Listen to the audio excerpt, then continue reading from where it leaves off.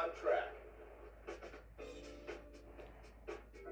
Chicago's Loop has always served as the central meeting point for the CTA's train lines.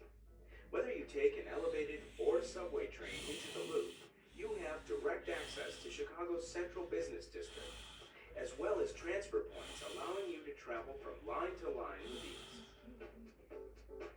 Now, however, the CTA is exploring another option, service that would allow customers to start and end their trips without traveling through the Loop.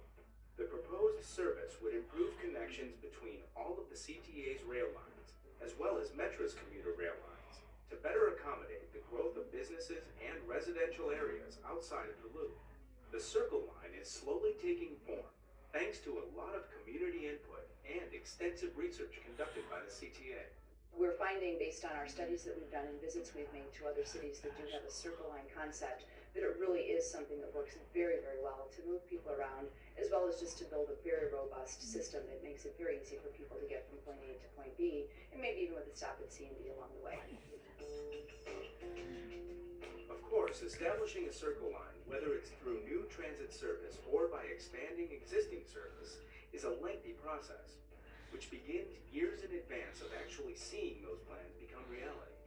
The CTA is currently in the alternatives analysis process for the Circle Line project, which is just one of several steps necessary for securing funding from the Federal Transit Administration's highly competitive New Starts grant program.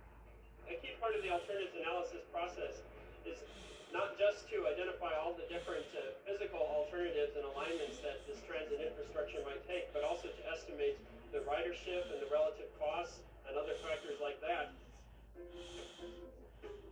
The Circle Line's alternatives analysis study began by looking at a wide area, from Pershing Road on the south to Western Avenue on the west, to Fullerton on the north, and the lakefront on the east.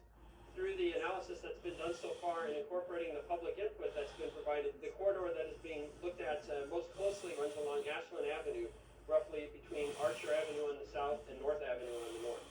The alternatives currently under analysis include both traditional CTA heavy rail as well as bus rapid transit. The alternatives analysis study will ultimately recommend a single, locally preferred alternative. This recommendation will be based on careful analysis on what would best serve the region. This is a major capital undertaking. It'll be an enormous investment for our system. This project not only involves improving existing infrastructure, but also adding new infrastructure, new track, and new stations serving the city in ways that are not presently available. An integral part of the Circle Line's alternatives analysis involves reaching out to communities and customers that may be affected by the proposed project and receiving their feedback. The community meetings held in the past year have been crucial to the CTA's planning process. Those community meetings were very informative in that they were able to not only inform us I on what did. people's needs and concerns were, but folks asked a lot of very good questions that help us refine the direction that we're going with the project.